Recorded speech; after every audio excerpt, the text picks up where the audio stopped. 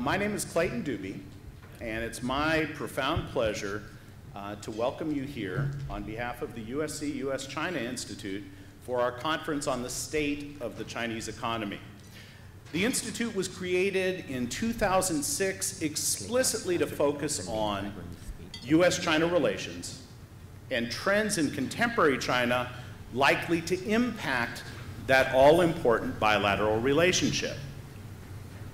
There's nothing more important, of course, than the rising role that the Chinese economy plays in the global economy. And so we're delighted today to have a wonderful set of speakers today and tomorrow, and we're delighted to have you here. Thank you all for coming. We begin with a quiz. At the beginning of the month, Americans were asked by the Gallup organization, what country is the leading economic power in the world today? A majority of Americans answered China, 52%. This was a big jump from the previous year. Just 32% thought that the United States was the leading economic power in the world today. Now, this American attention to China's rising economy is not new. It's not new. And you can see from the slide that since 2008, more Americans have believed that China is the world's foremost economic power than the United States. And that was somewhat different prior to China's entering the WTO, the World Trade Organization. In 2000, the poll had less than 10% of the population, American population, answering that China was the top power. 65% said the United States. Now, why do Americans believe that China is the world's leading economic power? Well, they of course know about the immense trade that exists. And we're going to have people today who are going to discuss how that trade is measured. The way the United States government measures it is reflected on the screen. An overwhelming number of amount of merchandise from China coming to the United States, and a rising amount from the United States going to China, but a far smaller total. And of course, Americans are conscious that China is the largest foreign holder of American Treasury notes, American government debt. So Americans are conscious of this. And this may be why they answer China is the world's leading economy. Of course, they're not just getting this from the business publications, they're also seeing editorial cartoons like this one, where Uncle Sam is bringing a Chinese guest via rickshaw. Or perhaps last December, you saw this cartoon distributed by the Hearst newspapers. And for those of you in the cheaper seats that may not be able to read the cartoon, Uncle Sam is asking, can you tell me about my future? And the fortune teller's looking into her crystal ball, and she said, I would, but it's in Chinese. Again, it's not just popular entertainment where jokes are being made about China's economic rise. It's also leading business publications such as the Financial Times. This is an advertisement for the Financial Times, and it's labeled, China takes the lead. Well, I think the Financial Times knows who reads it, and they've managed to leave Japan completely off this list of countries, even though Japan's economy remains a powerful one, just a little bit smaller than China's. And if you were to visit the Financial Times website, the section devoted to China is labeled, China Shakes the World.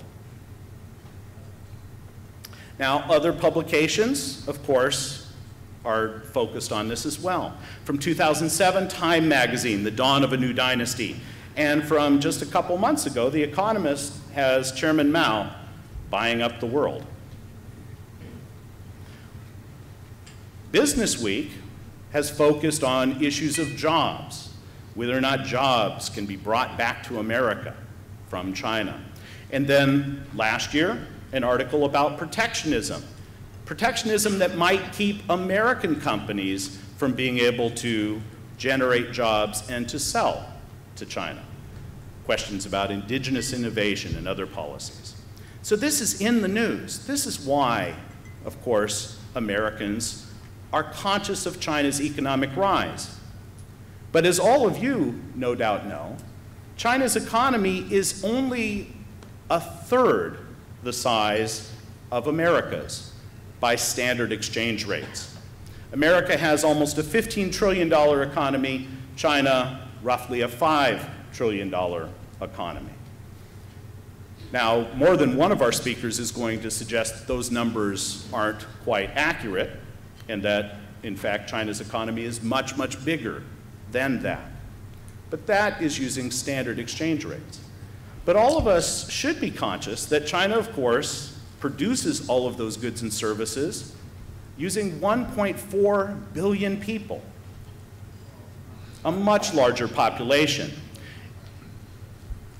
And the figures you see on the screen in front of you, for example, talk about China's addition of 360 million people just in this period of economic reform.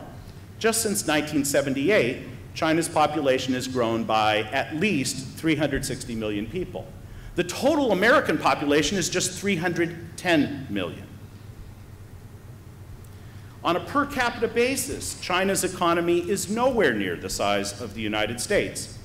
Again, using standard exchange rates, it's about a tenth the size. The column at the far left, the United States column, with about $47,000 of per capita GDP, compared to China at about 4, maybe 4.5 today. And of course, China confronts great problems. One of the most obvious is the gap between city and country, where, in fact, China is becoming less equal. Early in the reform period, that difference dropped to under 2, meaning the average urbanite earned twice as much as the average rural dweller. Today, the number is over 3 and growing. And Chinese cartoons emphasize the income gap, as you can see on the screen. Now, does inequality matter? Yes, we have several people today and tomorrow who are going to give you concrete examples of how this inequality can be seen in education and in other areas. This map shows how it matters in how long you live on average. In those red areas, predominantly Western China,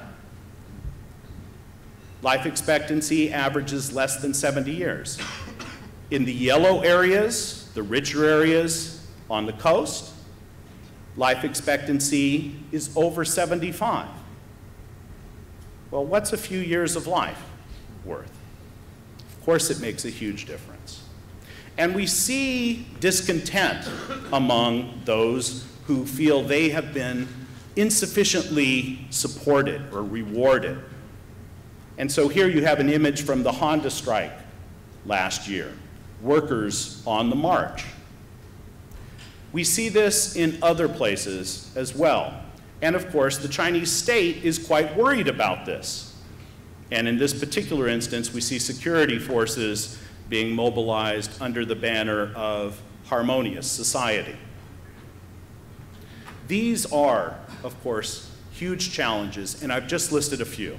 I haven't spoken about demographic pressure from aging. We haven't discussed the environmental degradation. We haven't discussed any of those issues. Energy shortages, water shortages, those kinds of things. They'll come up in our discussion. We have a fantastic group of speakers, and I'd like to begin by thanking the folks that have helped to bring them here. Also on the program committee, we've had support from Dan Lynch, from Baiju Chun, from Carson Holtz, and from many others who made recommendations as to who should be part of this. Now, who has helped to pay the freight? we have three important individuals who donated generously to make this conference possible. The first of these is Yu Yaping, a developer from Chongqing, China. The second is Lawrence Maltz, the fellow who took Starbucks to China and Japan. And the third is Jeff Gunter, who on behalf of the Harvard Westlake Global Asian Initiative donated to support this program. Students from Harvard Westlake will be joining us tomorrow. But nothing like this would be possible without the hard work of a lot of different people. I'd like to mention a couple of them. Linda Trong is one.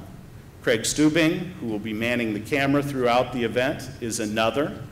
And we have quite a few students who are helping us in many different ways, and we'll mention them by name a little bit later. But right now, you owe a big round of applause for the woman over there, Vina Sansarade, because she's brought us here. She's the one that's made this place comfortable and ready for us. Let's thank her.